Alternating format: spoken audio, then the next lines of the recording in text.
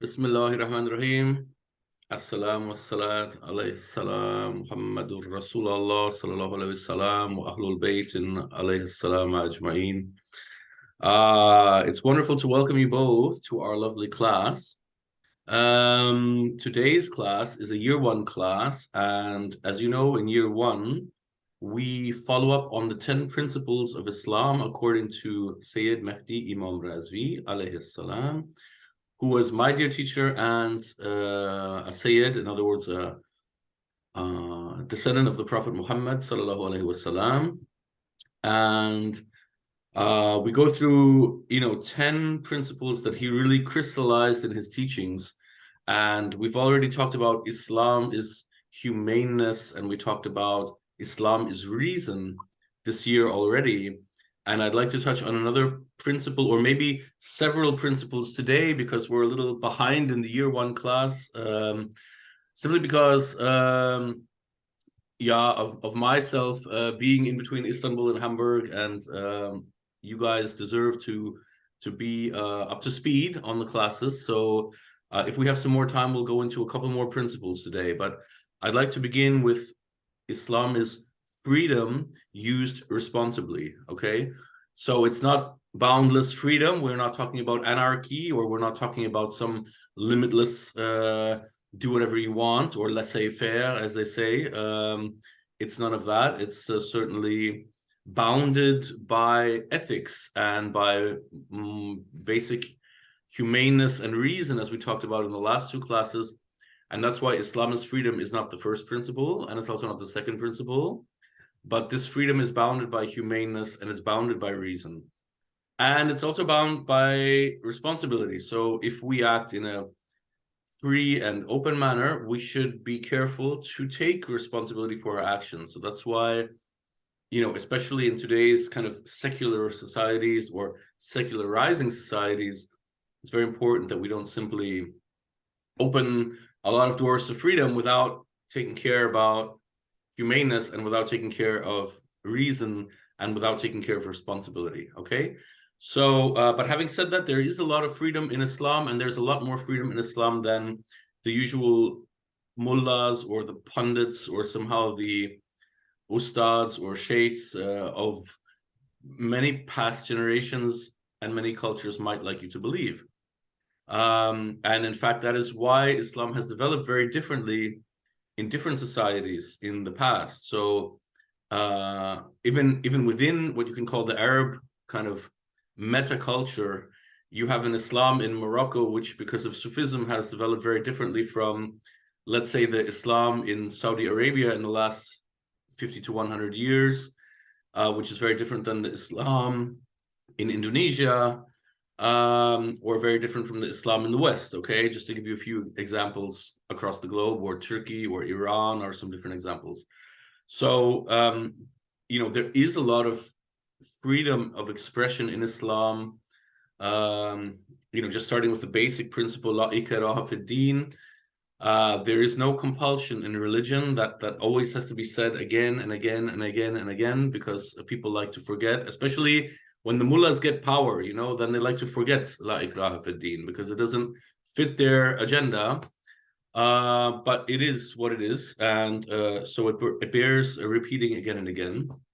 And therefore, but nonetheless, lakum dinukum waliya din is also in the Quran, which means that the non-believers go in one direction, but the believers go in another direction. So that means that we are, as soon as we accept Islam, as soon as we accept La ilaha illallah Muhammadur Rasulullah, then we've taken shahadat, and we are, let's say, finding ourselves within the Islamic landscape, if you will, or ecology, and within that ecology, we strive to move. So, having said all that, what I'd like to do is now giving you the introduction. I'd like to share my screen, and then once I'm able to do that, let me see how I can do that. Share screen. How about that?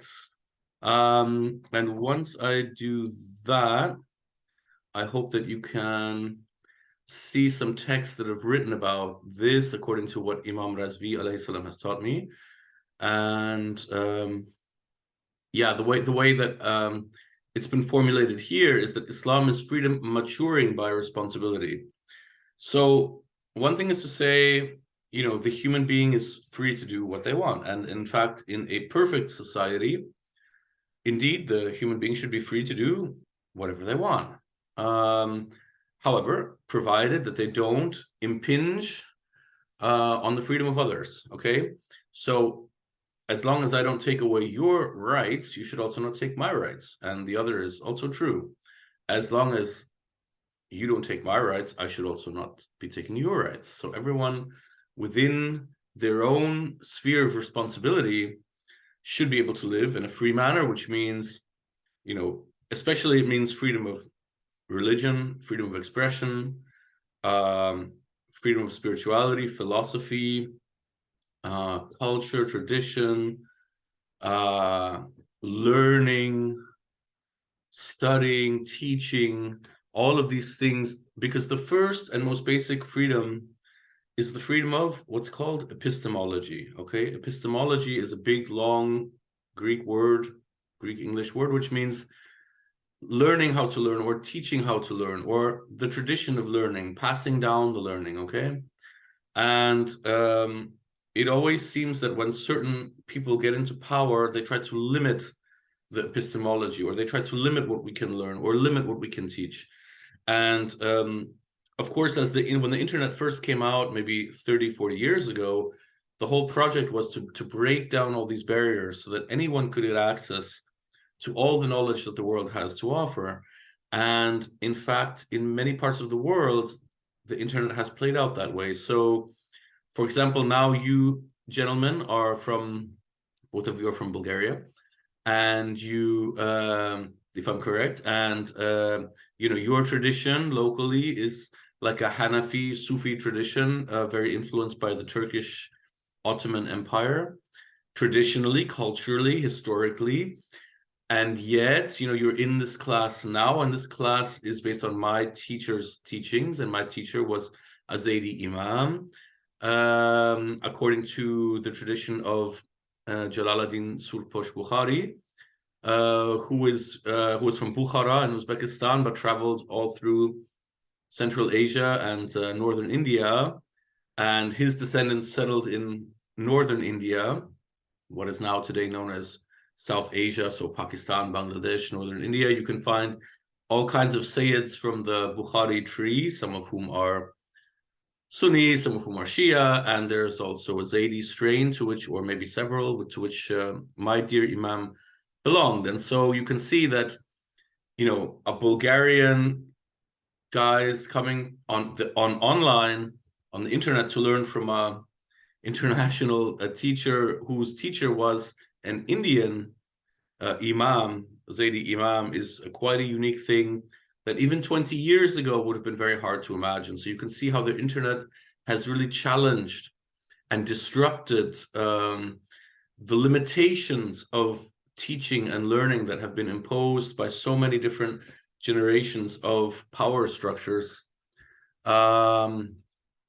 also within Islam, but also outside of Islam, like the colonial powers, for example, okay?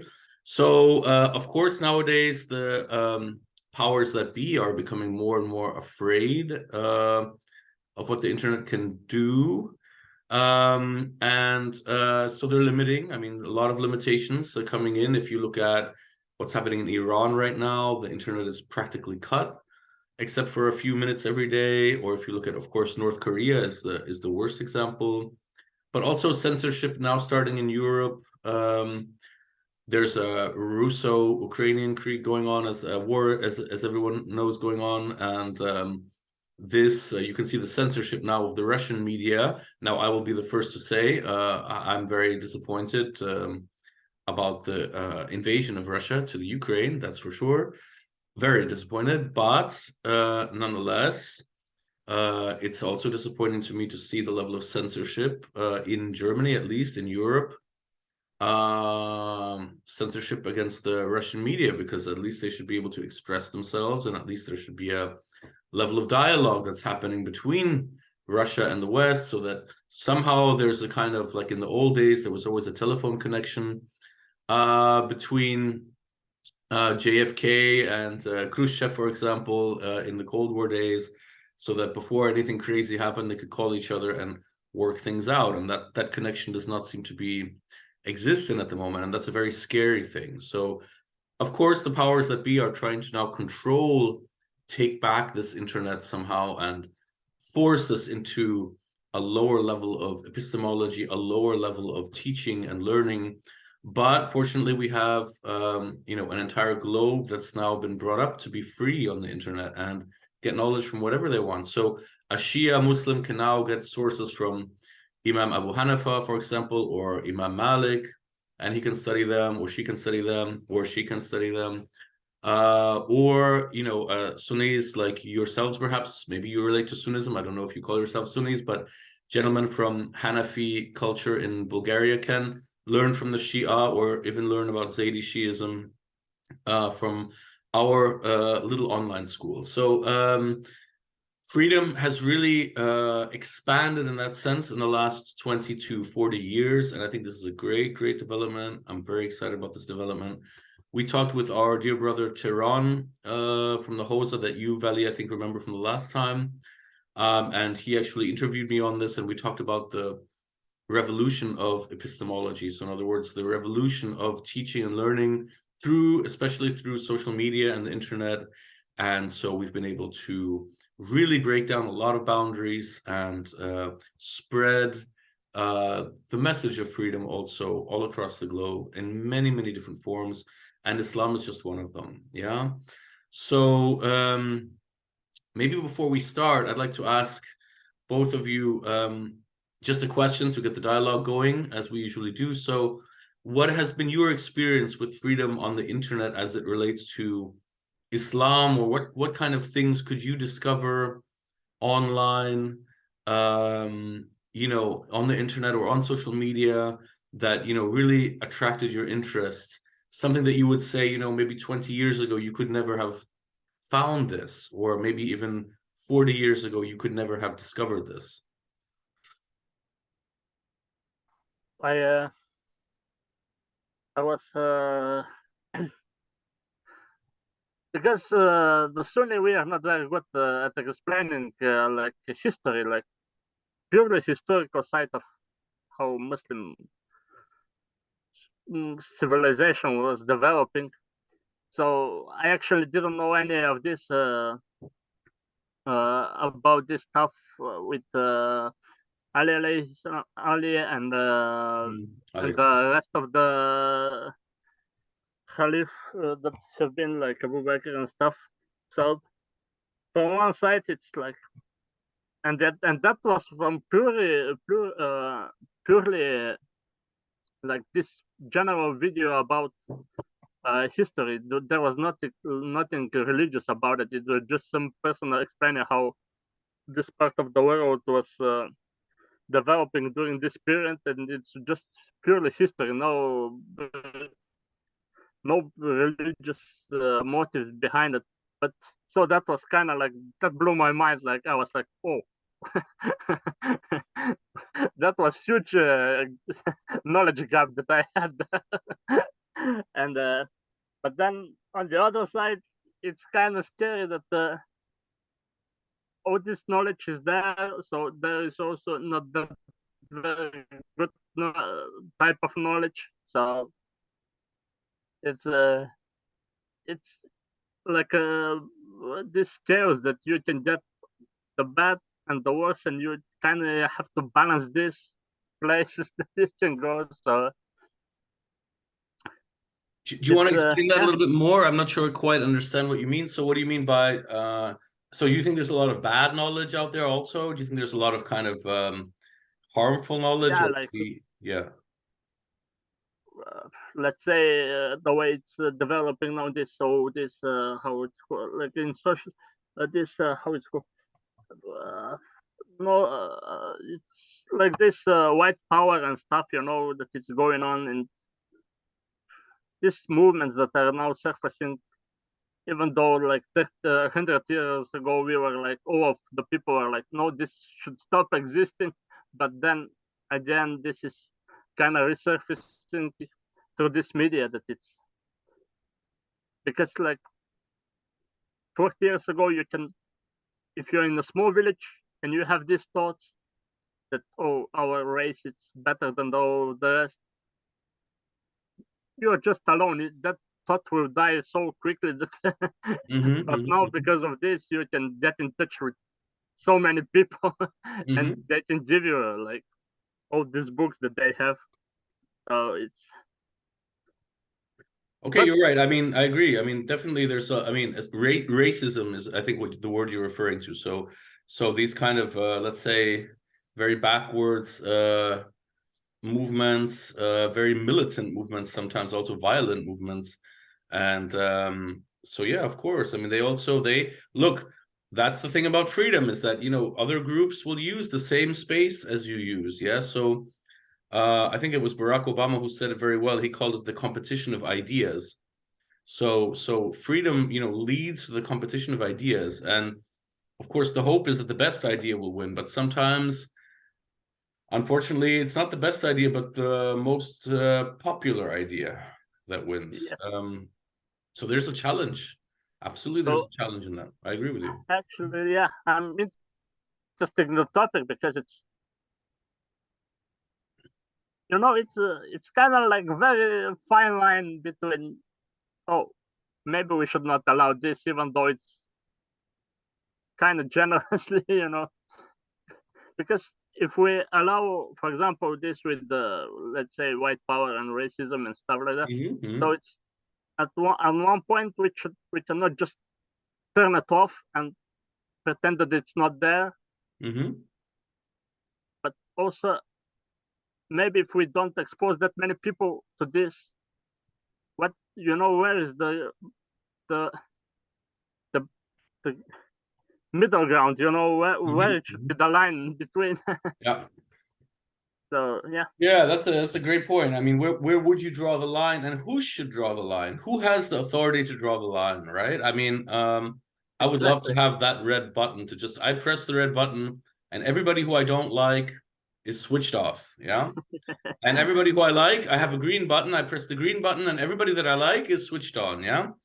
So this is, of course, very difficult to create an atmosphere, on the one hand, of freedom of expression, freedom of religion, freedom of philosophy or worldview, and on the other hand, to balance that with a certain delineation of responsibility. So in other words, as you said, to draw the line, or to have a structure in place where certain ideas that would take the freedoms of others cannot find expression, right? The way we say this in Germany is that I'm intolerant about your intolerance. Yeah. So as soon as I have the feeling that you're being intolerant, I'm going to be equally intolerant to you, because you're trying to limit other people to find their expression. So therefore, I'm going to try to limit you specifically from finding your expression, until you learn and you get the point, in a sense, you're educated enough, you reach a level of awareness or consciousness that you won't think to take anyone else's freedoms now that you've had the experience that someone took yours. Yeah. Now that's very easy for me to do in my little house, or in our little school here,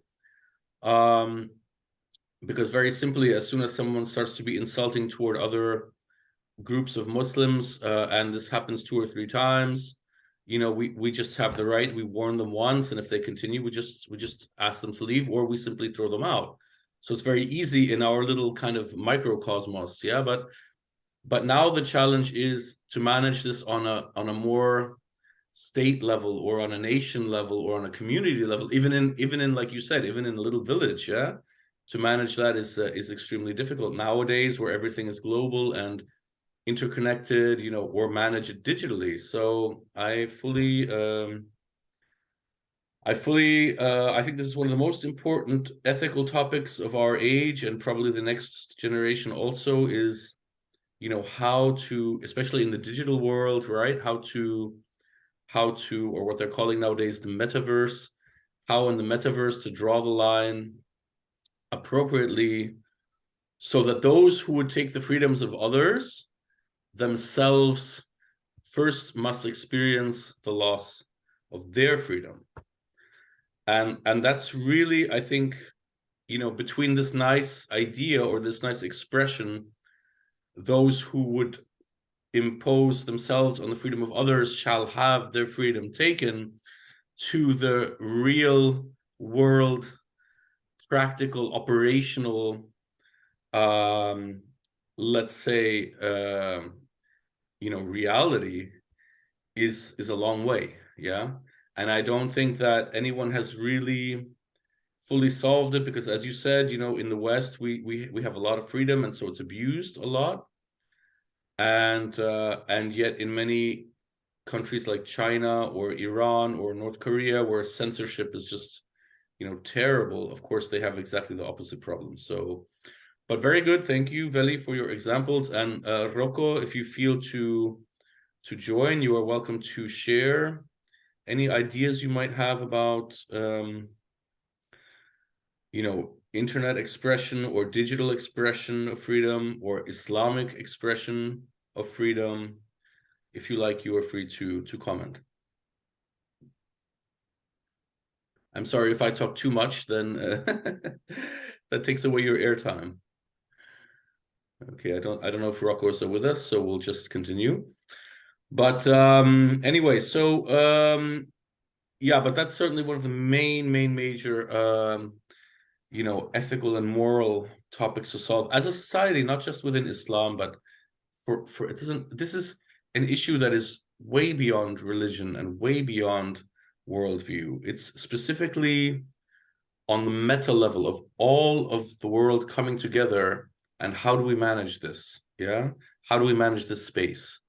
But this actually also goes in very well with our topics 4 and 5, or principles 4 and 5, which are tolerance and interreligious dialogue, which I hope we can get into later. But first, let's maybe read in, let me see if I can close that. Not really, at least not now. So let's go into the text that I've written here based on the teachings of Imam Razvi. By the way, my lovely book of the teachings of Imam Razvi is here. So we can look at this later if we want. These were the notes signed by Imam Razvi himself that we can look into later.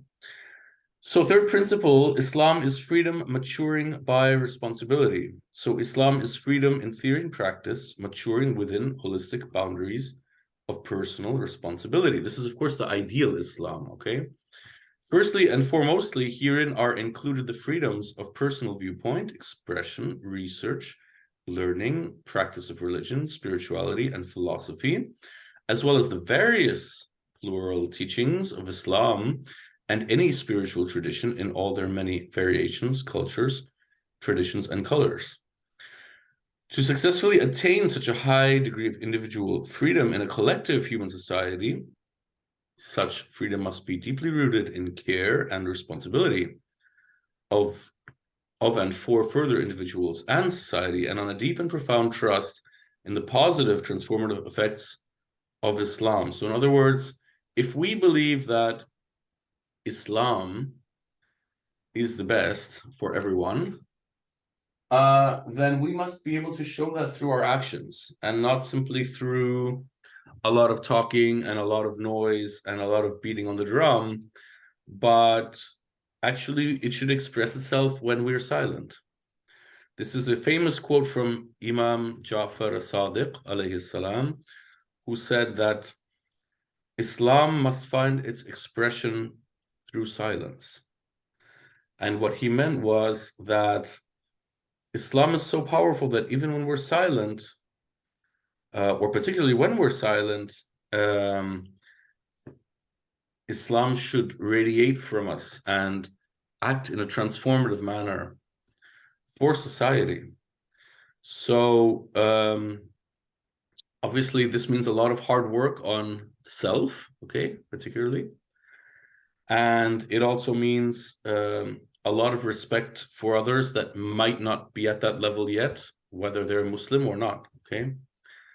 And so, the transformative effect of Islam, the positive transformative effect of Islam, is something that we should be able to trust, inshallah.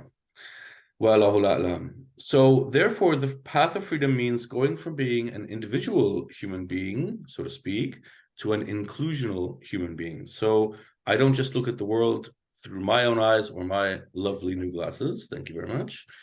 But in fact, I look at the world as an inclusional human being, which means that what I have, I share with you, and what you have, I'm listening to you and trying to gain from you or learn from you as well. Yeah, it's always a two-way street. The interchange is always a two-way street. Yeah. From a Qur'anic perspective, such freedom also includes an individual's full human right to remain outside Islam and or to leave Islam upon their own free will. Lakum dinukum waliyad din. Sadaqallahu al-aliyyul azim. While a superficial Quran reading will have many people, including many Muslims, believing that apostasy or leaving Islam is punishable by death, a deeper contextualized reading provides insight into the very context-specific historical nature of certain such particular revelations.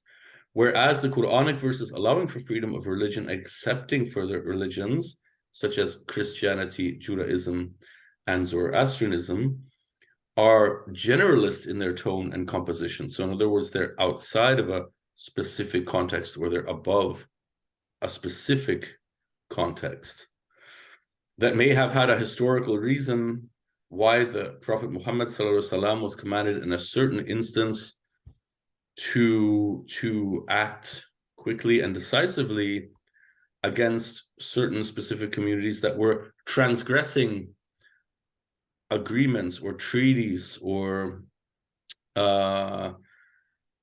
peace pacts that had been made between, for example, the Muslims and the Jews, or the Muslims and the Christians, or the Muslims and the pagans in the time of the Prophet Muhammad sallallahu alaihi wasallam. So the mistake is to take those historical examples and project them onto every situation in the world. And of course, it can never be done correctly because so many variables have changed that only you can make a big mess of the whole thing. So the mistake is to spread an example that was given in a specific time and a specific moment, to try to spread it for all time and all humanity, which is obviously not only impossible, it's extremely dangerous and very harmful. As we can see today with the Taliban, with the Iranian dictatorial regime, and Saudi Arabia, and so many other examples of flawed thinking in Islam. Yeah. So we must go back to the general principles of Islam. It's very, very important. And finally, freedom for individual and society creates enthusiasm. So people are happy when they have their freedoms, and such freely born enthusiasm, which in turn creates motivation for great common humanistic labors. But it also creates, and I guess I should have written this also, I will write it in the next version, I think. It also creates motivation for Islam. I mean, if you are not afraid to ask a question within Islam, then you'll ask one question, then you'll ask a second question, a third, a fourth, a fifth, and your horizon will start to open.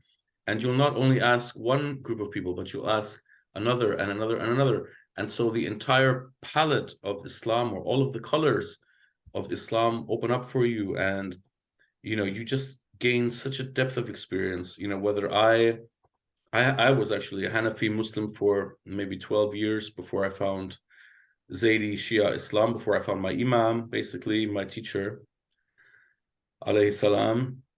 And there's so many beautiful things about Hanafi Islam, especially the Turkish Ottoman influence, that I still carry with me today. One of my Sufi teachers is based in Istanbul. He's a Hanafi Sufi Sheikh, Quddus Sirat.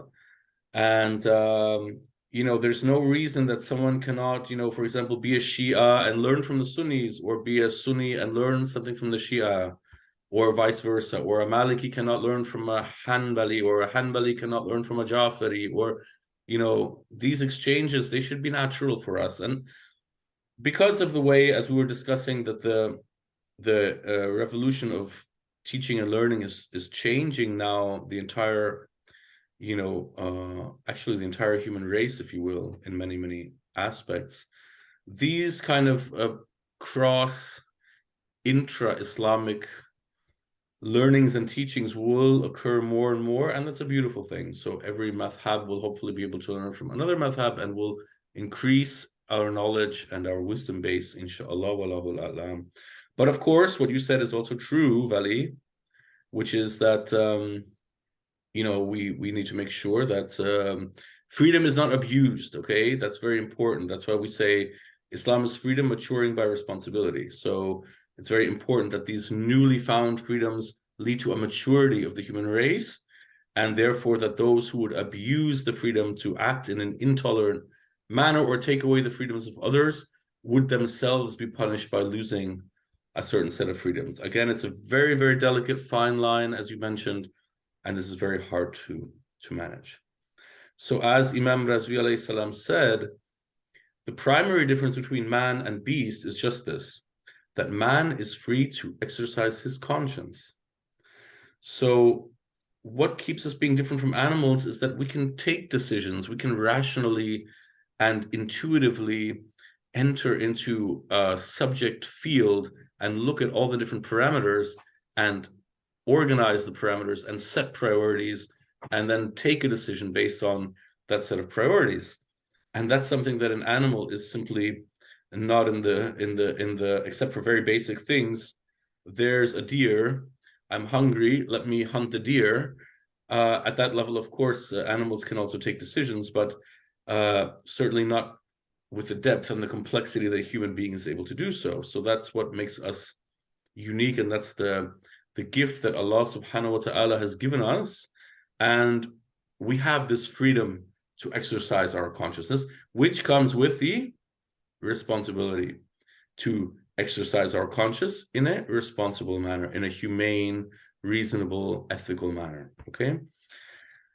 And yet this freedom must never be used to exploit other people and living beings, nor to wreak havoc in society. Hence, by the Quran, humanity is urged to follow the straight path, Sirat al-Mustaqim. And in this respect, freedom in Islam is certainly to be qualified by our two previous commandments, as we said before, of 1, humaneness, and 2, reason. Okay? So لا إكراه في الدين قد تبين الرشد من الغي فمن يكفر بالطاغوت ومن بالله فقد استمسك بالعروة الوثقى لا انفصام لها والله سميع عليم صدق الله العظيم. There is no compulsion in religion. This is Ayat Baqarah 256. There's no compulsion in religion, period. Surely the righteous path has been clarified from the wrongful, which it has. And those who reject false idols and trust in Allah subhanahu wa ta'ala attach themselves to that anchor most stable and unyielding. And Allah subhanahu wa ta'ala is all hearing and all knowing. Okay, so freedom of religion, but the straight path has been clarified from the wrongful. Okay, and those who reject the false idols and trust in Allah attach themselves to the most stable and unyielding anchor. And Allah hears all, knows all, sees all, is outside of all and inside of all, as we noted in our chat recently. So freedom, and you can talk about freedom. Freedom, of course, implies free will. In other words, it implies that Allah subhanahu wa ta'ala has given us as human beings a certain energy field within which we can act with a certain set of parameters in a conscious manner. Okay? So, of course, you know, we're human beings, we need to eat, we have to drink water, we have to sleep, we require a certain number of sunshine hours in a year to survive. You know, a home would be nice. You know, a certain set of parameters would be nice to have in order to survive. So, you know, already our life structure is based upon fulfilling these very basic biological needs. So we can also not claim to be fully free or 100% free until we are free of these biological demands, which basically means when we're dead. Okay. So there's always this, you know, there's always also a boundary for our individual freedom that's already imposed by the structure of being a human being as created super consciously by Allah subhanahu wa ta'ala. But within that set of biological factors, yes, we do have a lot of freedoms, especially in these more secularized societies. And so the key is to use those freedoms responsibly, inshallah, walahul a'lam. So do either of you have any questions for today, Veli or Rocco?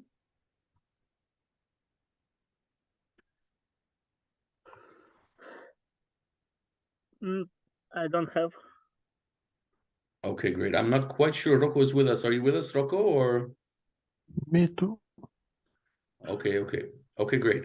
So this was our class, Islam is Freedom, and if you both have some time, I'd like to share with you, because we talked about Islam is tolerance and Islam is interreligious dialogue. So if you have a moment, do you have time now? Can we continue for maybe another half hour?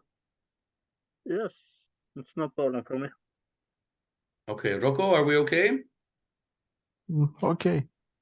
Okay, great, fantastic. So what I'll do is I'll jump to, I'll stop sharing for 1 second, and I'll go back to my other page that I had. I'm not quite sure is this one or which one it is. Let's see all the windows. Oh, I know why that is. That's because we should be not here, but let's see this for 1 second. If I do that, it should be this. Yeah, that's the third one. Okay, or I've got to do this. There we go. Okay, if I open this, okay. Can you see my screen again, gentlemen? Yes. Okay, fantastic. So yeah, so one thing, you know, because we can touch on the fourth and fifth principles today, and then we're actually quite advanced in our year one, because as I said, because of, you know, my family having moved back to Hamburg, unfortunately, we missed maybe 1 or 2 classes, so I apologize for that. But I'd like to catch up today so that we are back on schedule, back on track, so to speak, with the Hosa. And Islam is freedom within responsibility leads very nicely to the fourth and fifth principles of Islam, according to Imam Razvi, alayhi salam, which are Islam is inclusion and Islam is interreligious dialogue.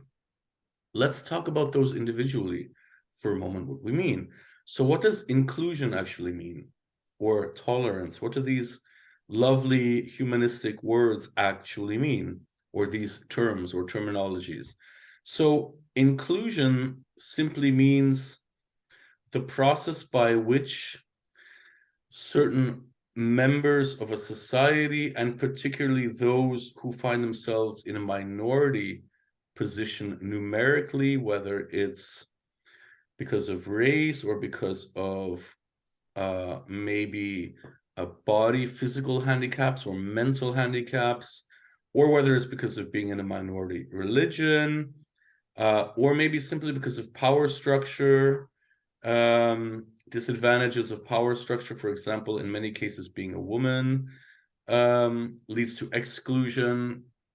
So inclusion is the process by which the majority and the power holders of a society include and welcome those numerical minority groups, in order that all can take part of the fruits of the joint labor and efforts of said composite society. Okay, now that's a somewhat complex definition, perhaps, but it's important to state it because in any given moment, you know, one group of people can be the people in power. So if I'm in ancient Egypt, then obviously the pharaohs and their families and the priests and the scribes and this very, very elite community are the power holders in the structure. And they had a very exclusivist society because they considered everyone else who was not part of their power structure to be their slaves, okay? And that included, of course, the children of Israel, and we all know the story of Prophet Musa alayhi salam, and how he parted the Red Sea and how the Jews were able to escape. Okay, So I don't have to go into that. Alayhi salam. You know all about it. So basically, this is an example of an exclusive society, okay? And an inclusive society is maybe like if you go to, I think maybe Scandinavia have great example, or even Germany's getting closer and closer to becoming an inclusivist society. Turkey was a very inclusive society when we were there for 2 years. It was very easy to get residence papers. We were welcomed. People can basically come in and out of Turkey very easily. They have very liberal laws in terms of immigration, and it's very easy to get residence. So Turkey is actually, although Tayyip Erdogan gets a lot of bad press, especially in the West, but actually Turkey is a very liberal and inclusivist society. So nowadays, it's a mix between the old Ataturk secular values and the even older Ottoman values of Tayyip Erdogan and his kind of neo-Osmanist guys. But the mix is, interestingly, if you would ask my opinion, at least in terms of the inclusivist aspect, is actually very, very well done. Now they're having trouble with their economy. Let's see how that goes, to make a long story short. But it's one example of an inclusivist Islamic society. I think Turkey is a very, very good example. Today, Indonesia is probably another very good example of an inclusive, with all the pluses and minuses, and there are always problems, but a generally inclusivist Islamic society, okay? Now, if we say Islam is inclusion and tolerance, then that obviously means that Muslims hold respect for those other viewpoints within Islam. For example, a Hanafi should respect a Maliki, but also a Zaydi and also a Jafari, okay? And a Jafari should also respect the opinion of a Shafi'i and a Hanbali. And we Zaydis, we have to be the ones, waving the flag about this, because we are, in many ways, we're close to Sunni Islam, and in many other ways, we're close to Jafari Shia Islam and Ismaili Shia Islam as well. So, we're in a very good position in terms of, where the different madhahib or schools of Islam find themselves on many, many different points. We tend to be, as Zaydis, kind of quite moderate, actually, both moderate in the Shia sense and moderate in the Sunni sense. And therefore, we're quite well equipped to communicate with both groups of Muslims, if you will, and this responsibility we should take. And this should be part of our expectations as Zaydis, actually, to be respectful toward all of the madhahib, all of the scholars, and all of the laymen and women, and try to distribute different points of views and teach the value of inclusivism and tolerance within Islam. And it also, if you were to say that Islam were inclusion, it would also mean, obviously, being inclusive for people of all religions and worldviews, provided, of course, they equally reciprocate the same levels of inclusion and tolerance. So that's a very important provision, because many times people want you to be tolerant to them, but they don't want to be tolerant to you. And of course, that's not possible. It's not only not wishful, it's simply not possible. It's not desirable, and it's not possible, because reciprocity is the basis of inclusion. If I include you when you're a minority and I'm in the majority, it means you would also include me, okay? And if that principle doesn't hold, and if I can see that that doesn't hold, then I'm not going to include you. And that is the punishment, let's say, or the punitive measure for those who would be non-tolerant. So that kind of, excuse me, that kind of maybe relates to your previous point, Veli, about, excuse me, about non-tolerant groups, yeah? So if we, as Muslims, are inclusivist and tolerant, we must expect the same level of reciprocity from other groups. Otherwise, we must impugn measures and distances to those groups who would not be tolerant of us. And it's a mutual street that it goes the other way too, right? So Christians have a right to ask the question about why are Christians being prosecuted in Muslim countries. That's a perfectly valid question that we Muslims must face and answer. Yeah. So any questions so far, or any comments about inclusion or tolerance in Islam?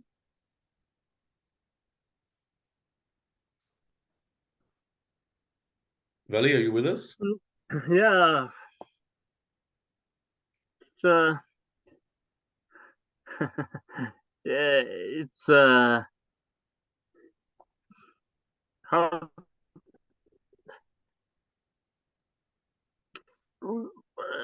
we are kind of schizophrenic, the Muslims, about this point, isn't it? It's kind of like, oh, we are so inclusive, we are about understanding, but then it's there comes a situation where we are like, maybe not. I don't know. It's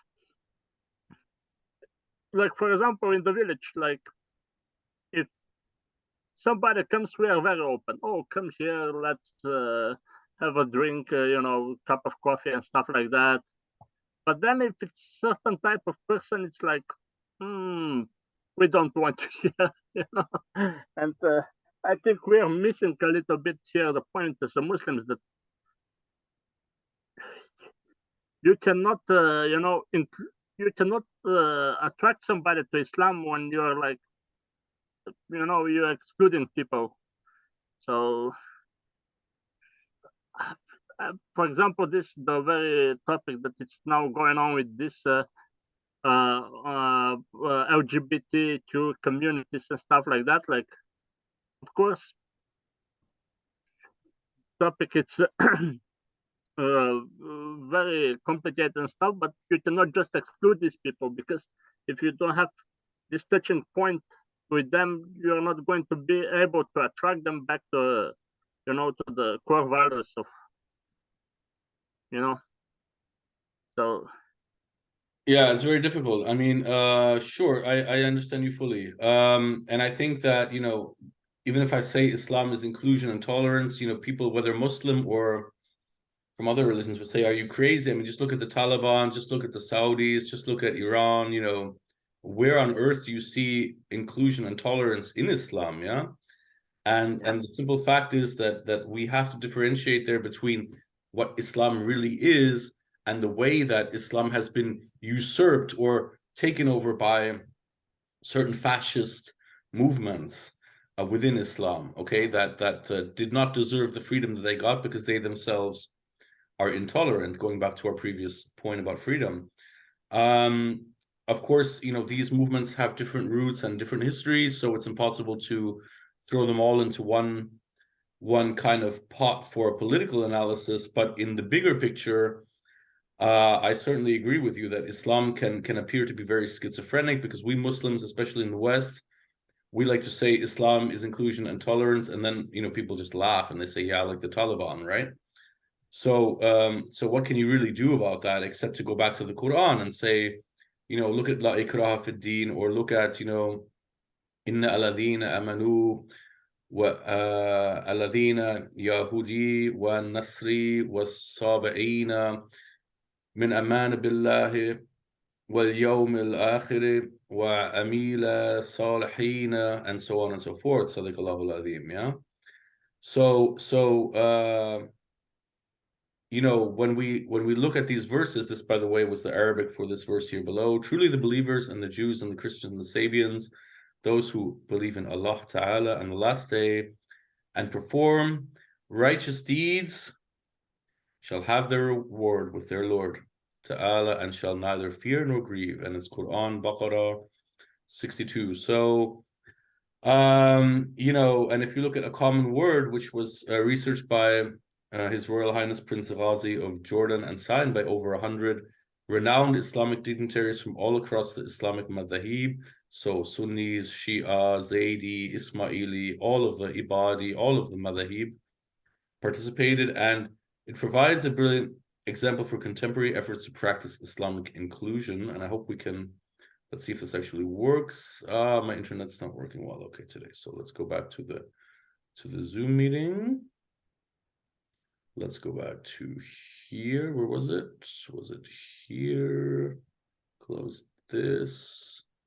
Give me 1 second, please. Where were you? Maybe I have to go back. There we go. Resume. Yeah. So, but hopefully this webpage is working again. But you can see a common word, which was after, of course, the September 11th, 2001 attacks. And the Hashemite Kingdom of Jordan took it on themselves to organize all the scholars, whatever the madhab, and bring them to one common word, as they say, and it provides really brilliant example for contemporary efforts to practice Islamic inclusion. So I really recommend you research a common word and look at all the different scholars that signed it, and hopefully you'll get a better feeling that Islam really is inclusion, and in the Quran it certainly is, and there are many ayat to support this. Hujurat 9 and 10, for example, talking about the believers are your brothers, so speak with them with the best of words, and if one of them leaves Islam, then bring them back, try to bring them back peacefully, and reason with them in the best of ways. Also in Quran 16:125, it also says the same, reason with them in the best of ways. And if the kafirun really will not listen to you, then it's lakum dinukum waliyadin, inshallah. Wallahu a'lam. So yeah, it's not easy, but Islam truly is inclusion, and the question is simply, are we prepared for that? Are we prepared for that as Muslims today? Were our parents and grandparents prepared for it? If they weren't, can we prepare ourselves for it? Can we prepare our children for this Islamic understanding, which comes straight from the Quran? Wallahu a'lam. Our next point and our next principle that I'd like to touch today, and then we've done a lot because we've touched 3 principles in one day. It's the first time I've actually done that. I'd like to touch on the subject of Islam being inter-religious dialogue with all the Abrahamic religions, meaning Christianity in all its forms, Judaism in all its forms, as well as with all remaining world religions, spiritual practices, and worldviews without exception. In his representative role as a formal leader of the Zaydi community in Hamburg, Imam Razvi alayhi salam always insisted that Islam must hear out all other religions and worldviews, just as they should hear out his Islamic perspective, Islamic Zaydi Shia perspective. Of course, constructive criticism can be a part of any higher debate culture, and in a safe and protected environment, it leads to a fruitful differentiation between viewpoints, such that each party can express its facets and nuances revolving around any particular topic. So in other words, ideally, in an ideal world, we can take a subject like the Taliban in Afghanistan, for example, and we can sit down with Christians and Jews and Hindus, but also with, Taliban themselves, and also with or supporters of the Taliban, and with Shia and Hanafi and Maliki, for example, and we can all sit in a room and have a balanced and a safe and protected discussion on a higher level about why the Taliban are promoting certain things, such as shutting down girls' education and things of that nature. So, which definitely needs more being talked about in Islam today. So, but being able to get the interreligious dialogue means getting different perspectives. So how do the Christians see girls' education? How do the Jews see girls' education? How do we as Shia see girls' education? What about the Sunni perspective? So we should be able to have those discussions in a big room and talk about them. It seems like if you live in the West, girls' education is like obvious, but many generations in the West, there was no thought about a girl, for example, going to university till maybe after the Second World War. It wasn't common, yeah. So so this is also a fairly new, maybe 3 or 4 generations of the situation that women are really attending higher education universities in larger numbers. Yeah, so it's not like, of course, the West is of course advanced in this issue, and that's I think that's a very good thing about the West. But it's not so simple as we might think, yeah. And yeah, so that's really important in religion. And also to go back to your other question about the LGBT community, because I know that what you said is right. Clearly, there's a big discussion, especially within the younger generation nowadays, about this issue. And, on the one hand, you can say that the Quran is very clearly against homosexuality, which on a surface level, it certainly is. And I don't doubt that it is in any way. I'm not appeasing for the other point of view. But the question is then simply as a society, okay, so what do we do now? Yeah. How can we make sure we don't lose this community of people and their supporters to, a completely opposite or polar opposite spiritual perspective? Do we have to keep them, on the other hand? Yeah. So there's a valid argument that says all we have to do is support Islam. We don't have to worry about what other people do, which is perfectly valid. But on the other hand, a lot of these people come from within Islamic communities. I mean, we have 1.5 billion Muslims, and there's going to be a few homosexuals in there somewhere. Yeah. So what do we do? Yeah, with that, it's not a clear-cut issue for me too. Yeah. So I know that the ex-prime minister of the UK, David Cameron, said something very interesting. He said gay marriage is actually a conservative value, and what he meant by that is he was trying to appease his conservative voters to kind of swallow the gay marriage issue. Why? Because he said that it would keep homosexuals bound to monogamous relationships, just as the Christian church, asks for monogamous relationship, of course, between man and woman. Yeah, but at least a monogamous relationship contains somehow an issue, or contains things like spread of diseases, spread of zina, of course, being the Arabic for non marriage sex, yeah, which of course is completely haram in Islam. It's completely forbidden. So a gay marriage would solve all of those issues. And of course, sometimes I wonder whether the LGBT community take their own agenda very seriously, because they all fight for gay marriage, but very few of them actually get married. Okay, the statistics, if you look at them, of gay marriage are extremely low. But if you were to, on the one hand, perhaps if you were to allow gay marriage on the one hand, and yet close all of these institutions like the gay clubs and all of that stuff, then maybe they would be more interested in marriage and monogamous relationships, and somehow, as you said, Veli, maybe come back to the core roots of Islam. So this is a very complex discussion, very controversial discussion. It's not easy to solve. I don't have a final answer on this. I don't claim to either. It's a very deep subject, but certainly it's a subject that's attracted a lot of attention in our generation, and we as Muslims have to solve this. We cannot avoid this issue for sure. So freedom, inclusion, and interreligious dialogue can be tools that help us with such issues. Okay. Any further comments or questions so far? If none, then I'll just continue reading.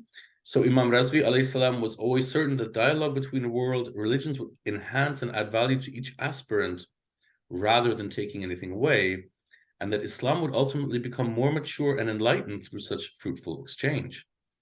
For this reason, Imam Razvi alayhi salam was able to earn sincere respect from those responsible for other world religions in the Hamburg area and in Germany, as only a few religious representatives of his generation were able to achieve. He considered everyone to be believers, this is true, who believed in and trusted in a higher spiritual source of creation, and who consciously calibrated their moral compass accordingly. So he wanted to see the niyat. He was very, very deep spiritual person. He wasn't just a book scholar, okay, reading lots of books and memorizing lots of things and wearing a big beard and all these things. Well, he did have a nice beard, a very nice white beard. But he really had a spiritual breath, as they say. Really, he was accompanied by the Ruhullah, by the breath of Allah subhanahu wa ta'ala. And he could really see through the niyat of people, the intentions of the people. And as long as he saw a clear intention to find the truth, he considered you to be a believer. In fact, his definition of mu'min was someone who was on their sincere path to find the truth. And this is a very beautiful definition, a very batini or very inner definition of what a mu'min or mu'mina is, okay? So this is very important when we talk about interreligious dialogue. There's a wonderful verse in the Quran, in Tawbat, Surah Tawbat, number 61 is the ayat, Bismillah ar-Rahman ar-Rahim. And there are some among the people who talk ill of the Prophet ﷺ by saying he listens to everyone. Tell them, he listens for your good, and he trusts in Allah Ta'ala, and he trusts the faithful, and he, alayhi salam, was-salat, is a blessing for those who believe. For those who offend the apostle of God, sallallahu alayhi wasallam, there is painful punishment, okay? So it would be nice to remind the Muslims of this, okay? It would be nice to remind the Muslims that the Prophet Muhammad sallallahu alayhi wasallam listened to everyone. Well, then why aren't you listening to everyone? This is your responsibility as a Muslim. Since you're always talking about copying the Prophet sallallahu alaihi wasallam and everything, you should copy him in the most important things, okay? One of which is listening to everyone, as it says in the Quran. So this is a clear ayat which describes the necessity of interreligious dialogue, because dialogue is not only speaking, but of course, in the first place, is listening, okay? Listening to the other party, remaining silent. Just taking it in, reflecting, going back and forth, being with it for maybe a 40-day period or a 90-day period or 180 days or 365 days, and then answering, okay? Not feeling compelled to quickly reply in 2 seconds on Facebook or Instagram, or interrupt the speaker or walk away from the speaker. No, sit with it, be with it, listen, be conscious. What is the Jewish person saying? What is the Christian saying? You know, what is that LGBT guy saying? Or what is that, you know, Hindu person saying, or what have you? Yeah, listen, be with it, and then reflect on it, and then answer. Inshallah, wallahu a'lam. So this is the principle of interreligious dialogue. Are there any questions or comments, Veli, Rocco, that you'd like to add? I'd like to hear about your experiences with interreligious dialogue. Have you ever had a chance to sit down maybe with a Christian or a Jewish person and just kind of pick their brains and try to figure out, you know, why is it that they're staying with Christianity, although they know the Quran, of course, exists? I don't know. It's like I started thinking more about this stuff like 3-4 years ago. So before that, I was like very Sunni, you know, Sufi appointed. Like I am right, you're all wrong. So there was not that much doubts. But my comment is that yeah, that's the first thing that we should do. We should listen a little bit more, because there was, for example, there was this. I watched. It was some conference where there was Muslim, and I think the other one was atheist, and they were debating about some stuff, and the questions was about how different societies sees the different kinds of domestic abuse and sexual abuse and stuff like that. And the Muslims said, okay, this is wrong, and his argument was valid. But then the other the atheist want to just present his side. So, but he went.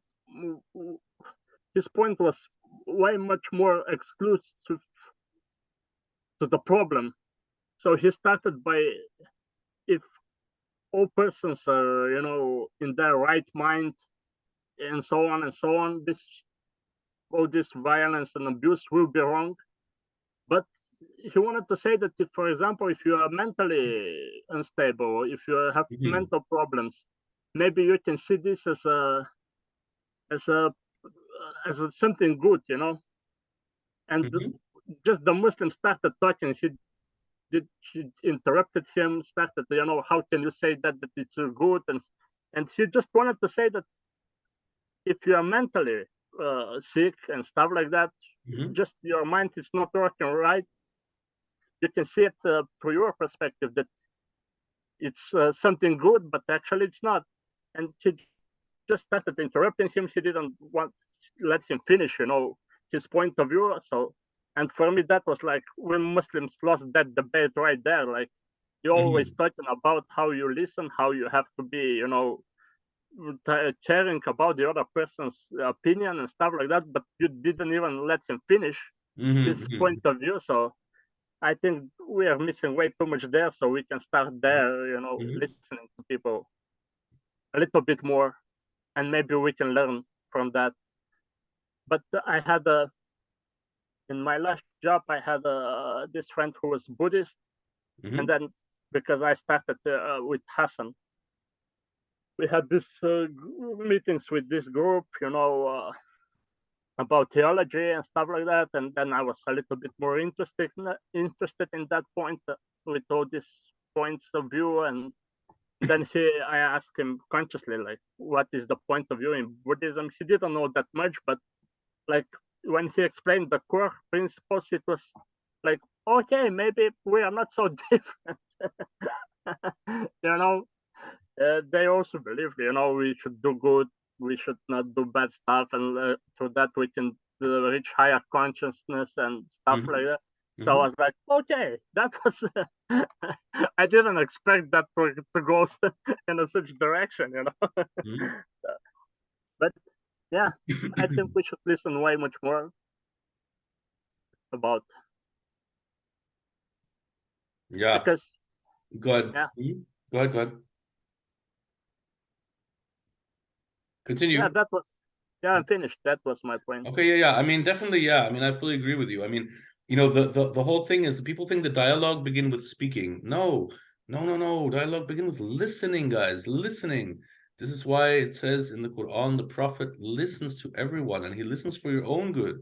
And he trusts in Allah, and he trusts the faithful, and he's a blessing for those who believe. So definitely listening is the most important part of the dialogue. It's not speaking, it's listening. And indeed, you're right. And I've had a lot of those experiences too. Teaching the Muslims to listen is maybe the most challenging part about this whole issue, because today's Muslims, well, I wouldn't say today's, I think the younger generation is much better at listening and also much more open for other points of view, because they're getting these points of view from everywhere just by being online and growing up with the internet. And so I'm actually quite carefully optimistic about the future of Islam, because I see the kids now through the internet growing up into these social media atmospheres, and their ruh, or their spirit, is Islamic, and their you know, their interactions with the world are also Islamic. They're avoiding, you know, haram meat and taking care of all the to believe in God and to speak when they speak in the schools, you know, to say I'm Muslim and answer questions why with the young kids. I've got 2 children and I see it happening in the schools, so I'm very happy about that. But I think, you know, maybe in my generation and in the previous generations, you know, listening was always a huge problem for Muslims, and it's quite bad because they didn't follow the prophetic injunction, which is in the Quran. Yeah. He listens for your own good, and he trusts in God, and he trusts the faithful. In other words, he trusts the process, okay? He trusts the process of dialogue.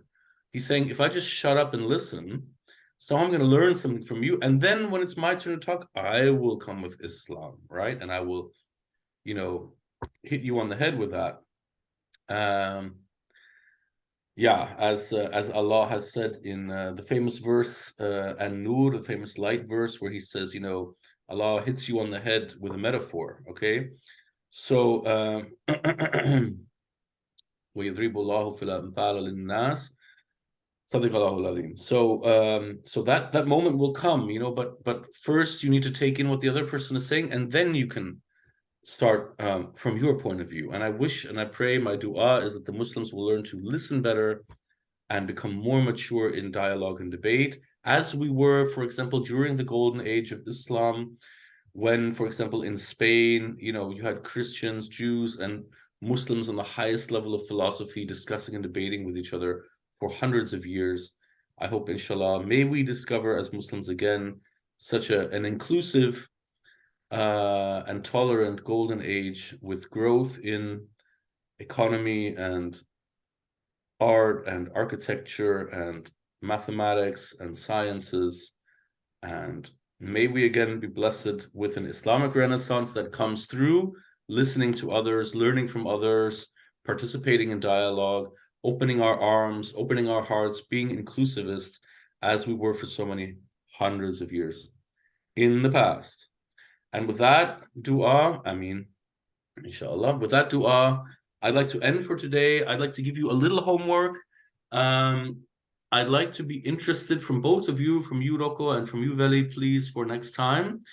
Think about what way could the internet be adjusted to include a mechanism that would allow the tolerant people in and keep the intolerant people out, okay? That's a very big, and I'm not saying like a computer code or something like that. I'm just saying from an intellectual point of view. I'm very interested. I hope we can take that as a homework for both of you guys. And I'm looking forward to your responses in the team chat for year one. And I will also post it again there. And I'm also going to post this video in the Hosa, so you'll get the link. And if you want to go back to this material, you're very welcome to watch the video again. And if you have any questions in the meantime, feel free to ask me, and I look forward to answer, inshallah. Let's please close with a Fatiha. Bismillah ar-Rahman ar-Rahim.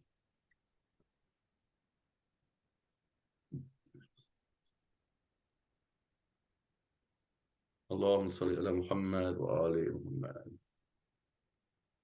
Thank you very much, both of you. Assalamu alaikum wa rahmatullah, and I look forward to welcome you next time, inshallah. Assalamu alaikum. Wa alaikum assalam.